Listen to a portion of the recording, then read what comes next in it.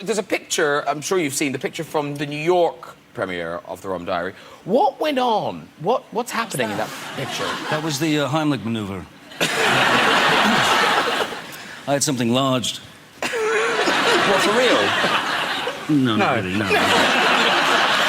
Johnny Depp is one of Hollywood's most committed actors and somehow managed to be funny during the moments he wasn't trying to be funny at all. She's out and about, and she bumped into a Jack Sparrow.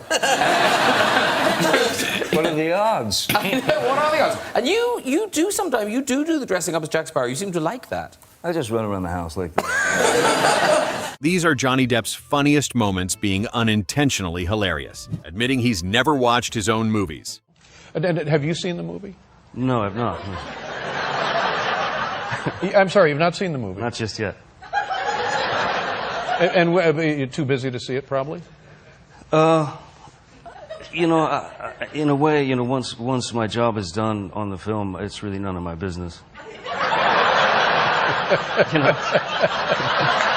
Really, none of your business.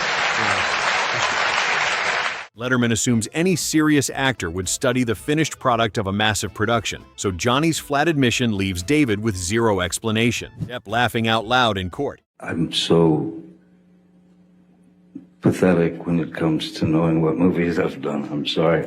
I just, I don't watch them. I feel better not watching them. What was the question again? How many order in the court, or I will have you removed. Understood? And Mr. Depp was trying to urinate in the foyer, wasn't he? No.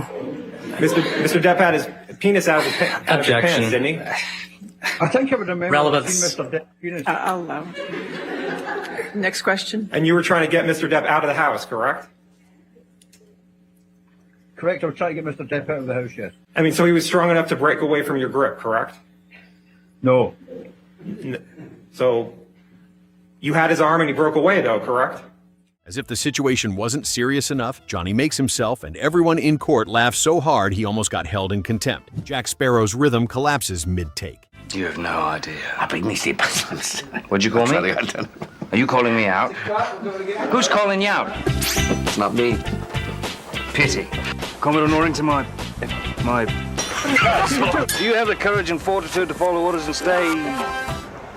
I love you, man. Let's just face facts. Do you have the courage to Do you have the courage and fortitude to follow orders and stay brave and to say, oh, God, I hate this bloody line. Where are the Rogers? I'm going to kill them. Here, Depp runs on a strange internal music of stretched words and pauses that collapses the moment one word goes wrong, yet his hands and eyes stay in character. Asking Tim Burton whether he believes in goats. Did somebody ask you once from another country, do you believe in... What was that?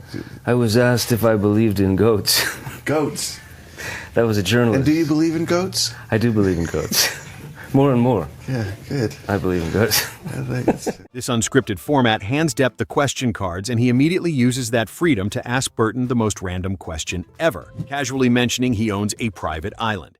I go to the Bahamas. We got a little place in the Bahamas. We have some photos here. Do you mind if we look at the photos? Sure. Would that be all right with you? Yeah, that's all. Yeah, of course. Okay. Do you have buddies? Do you hang out with the buddies? Do you have buddies? In the Bahamas? Anywhere. Yeah, I have a few buddies. Yeah. Close friends? Are they in the profession? Are they actors as well? No. Yeah. I know a couple of actors, a couple of nice ones. A couple of nice actors. Yeah.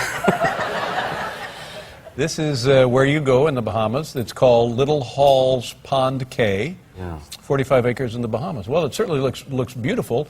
And you have a pond there. Is that like a salt pond in the middle? Yeah, it's brackish water. Yeah, beautiful. Is this a volcanic island or a reef, a coral reef island? It's a reef. Reef. So that means it's fairly flat, I would guess, right? Yeah, relatively flat. And you own the island? Yeah. Nice going. Nice going. Thank you. He describes boating out to his private island with the same flat tone someone might use describing a drive to the corner store, and that mismatch is precisely what stops Letterman cold. Depp compares comedy heroes with Paul Bettany. I was just wondering who your comedy heroes are. Margaret Thatcher. Margaret Thatcher first and foremost. Norman Tebbit. And Brian Sewell. I think we've got it. Right. I mean, there's so many to name. There's Peter Sellers, there's Alec Guinness, there's only those two. I mean, they're great. Peter Sellers, you know, having played Clouseau, and turning that bumbling character into a beloved icon. A question designed to produce two polished promotional lists of famous names instead turns into a sideways conversation about timing, physical behavior, and committed absurdity that wanders well past whatever Mordecai was supposed to accomplish. Johnny and Tim Burton confuse Arsenio Hall. At one point, John Davidson scared me, but thanks to Tim, I've come to terms with it. He's freed me. Something good happened from Edward Scissorhands. He recovered from that fear. Yeah, I met him and worked with him, and he was a really nice guy. You know, he was a nice man, and so I'm over my fear of John Davidson. Is he in the movie? Yeah. Oh, okay. Are you also tight with Wayne Newton? Wayne and I go way back. Because, you know, he said that you all were friends. Wayne Newton. Yeah. In the Vegas thing. Oh yeah. Well, I've talked to Wayne a couple of times on the phone. Arsenio Hall tries pinning down how Depp and Burton connected while making Edward Scissorhands, and neither man produces anything resembling standard Hollywood language for how the partnership formed or why the character appealed to them. Johnny talks about being drawn toward the role while Burton sits beside him, looking nearly as uncomfortable with promotional small talk as his own leading actor. Depp saying he wants 100 more children. With a name like Uncle Fun, though, does it make you want to have more young kids?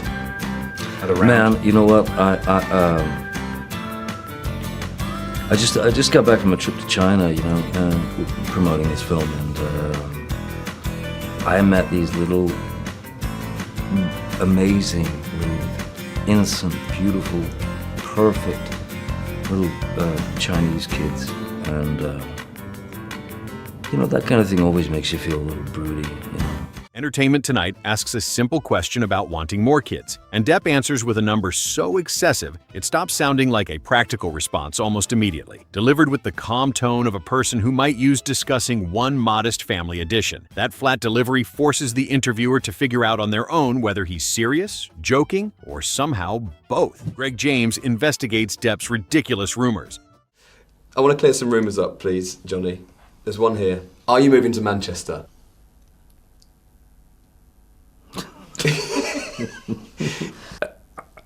Maybe. I don't know, you know, I've never been. Oh, okay. I mean, I've always You should wanted probably to go before you move there. No, I think that's a rumor. There was one time, there was a point I was apparently moving to Bath. Right. And I was spotted down at the local market buying spatulas and things. Did that actually happen? If I were caught with like plural amount of spatulas, I'd be in prison right? Greg James lays out a string of accumulated stories and tries separating anything genuine from the myths built up around Depp's public image. But rather than offering quick confirmations or denials, Johnny treats every claim with far more consideration than it warrants. Director James Bobbin adds another layer by occasionally reacting like someone equally unsure how much of Johnny's strange history deserves belief. And the whole segment shows Depp improving a standard publicity game purely by refusing to follow its usual flow. The interviewer asks Johnny about his first time. Can you tell me about your first time going abroad? Did you have any similar difficulties? Oh, absolutely. I mean, the first time I went abroad, the first time I left the country was 1986 when I went to do Platoon. And we went to the Philippines. And it was 2 days after the president had been ousted. So, like, we arrived in Manila, and there were, like, tanks and soldiers and automatic weapons on the street, and there were bombs exploding everywhere, you know. It was really, yeah, it was not like... the tourist scene that I mean, it was like... would expect. You know. Jamal Finkley's phrasing around Johnny's first time briefly suggests a far more personal subject than the one being asked about, and Depp clearly catches the double meaning but waits instead of pointing it out, letting the ambiguity hang a full beat longer than it needs to before anything resolves what kind of question was just asked on camera. The real subject turns out to be his first trip abroad, which makes the dramatic wording feel comically oversized for what becomes a travel memory, and his small visible reaction lets viewers catch the joke themselves without forcing the interviewer to abandon the question entirely. Johnny teases Leonardo DiCaprio's teenage intensity. Were you and Leo well behaved on that shoot? Leo might have been. No, I wasn't.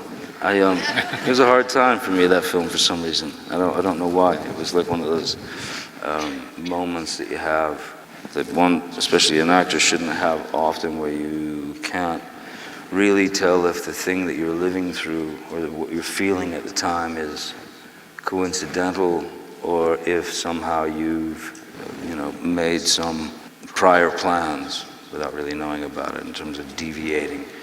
I still don't know with regards to that film, but it was a really, it was a great time in a lot of ways, but it was mostly really miserable. That's sad. That's a shame. Speaking at the Santa Barbara International Film Festival, Depp looks back on working with a teenage Leonardo DiCaprio during the 1993 production of What's Eating Gilbert Grape, balancing genuine admiration with real amusement at how intensely the 17-year-old approached absolutely everything on set, regardless of whether it required his focused attention. He frames himself as the slightly older coworker watching a kid show up with enormous ambition and almost no awareness that relaxing between takes was something performers were actually permitted to do, giving the story an affectionate quality rather than straightforward mockery. Johnny loses the scene with the children in Finding Neverland. It's quite horrible.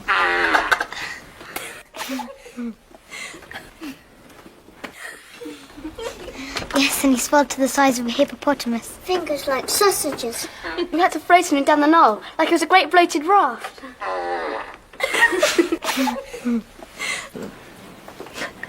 But the fishing was good, wasn't it? Michael.